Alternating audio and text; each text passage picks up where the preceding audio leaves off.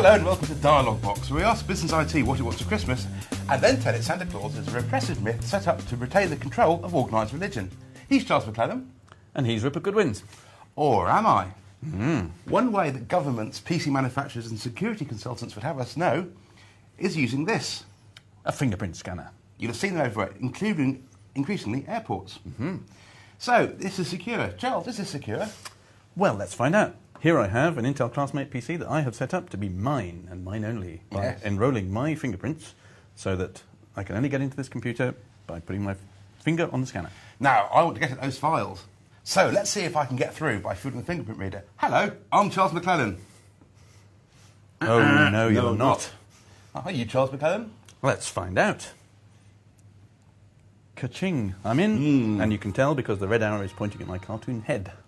Now, this is very disappointing because I want to get those files without Charles being here.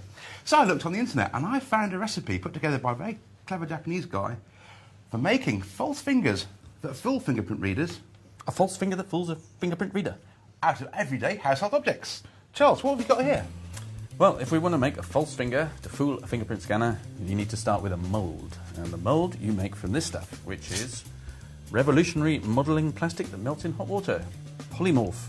And does it melt in hot water? Well, let's have a look. Here we have some hot water. I'm going to pour some of these granules in there. Now, you can get this from Maplin or modelling stores or anything else you want to make a mould with you can use, like wax or what have you. But this works really well and is cheap and easy.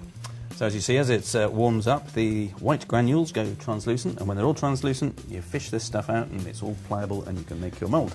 Now, while that's doing its stuff, the rest of the stuff you're going to need is some gelatin, which you make jellies out of, a couple of quid from a household store. And what we discovered, having followed the recipe and it not working the first time, was that you also need a bit of tea and a bit of milk. And that's because the gelatin is otherwise too transparent for some fingerprint readers to see. You need to get a bit of fleshy colouring.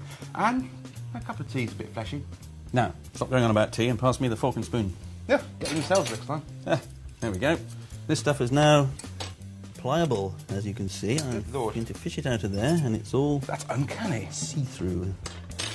And I can manipulate this slightly warm plastic into any shape I desire, which in this case is going to be an imprint of my finger. So I've got a nice blob of plastic that's very pliable. I'm now going to apply my finger, like so. And this is going to be the mould for our gummy finger. We'll just leave it there, and before your very eyes, you'll see it harden and go white, rather like this one that we made earlier. I've always wanted to say, and here's one we prepared earlier. So here we have a mould cooling nicely. So what's next, Rupert? Well, we have to make up the liquid gelatin, which then hardens in the mould. Now, the instructions we found said just put this stuff in hot water and use that. We found that was too clear and didn't work. So what we're going to do is make a cup of tea. So this is going to be gelatine. Gelatine, yes. First of all, Earl Grey, very important Earl Grey. Pop that in there and let it... But don't drink it when it's got gelatin in. No, you don't want to. It smells revolting. So now that's got a nice bit of colour to it, I'll just top it up with a drop of the old cow juice. So far, so drinkable. Right, now pour this into here, not very much. Don't need very much now. And then gelatin powder, once again the stuff you would use for jellies at home, if anyone makes jellies these days, which I doubt. My kids don't really like Earl Grey jelly. Don't they? No. And that's used quite a lot to make it nice and gloopy. And that's what you want. And now, here comes the dull bit. So it's just mixing this until all the little particles go into solution. Otherwise you end up with lumpy gelatin and that confuses the reader. You done stirring? That was delicious to me. I'll be the judge of that. Or I won't, in fact. I shall let you pour it into this mould that we made earlier. Okay. On this plate. Once again, you don't have to be too good at this, It's just as well. there you go. And that's that. That goes in the fridge.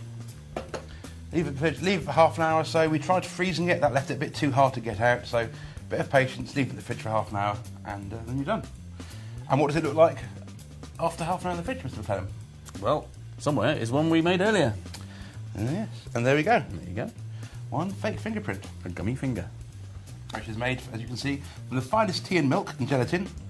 And again, I don't know if you can see close up there, but again, it's got all the ridges of the original fingerprint, to wit, one Charles McClellan's, nicely embossed on a flexible, easy-to-use matrix.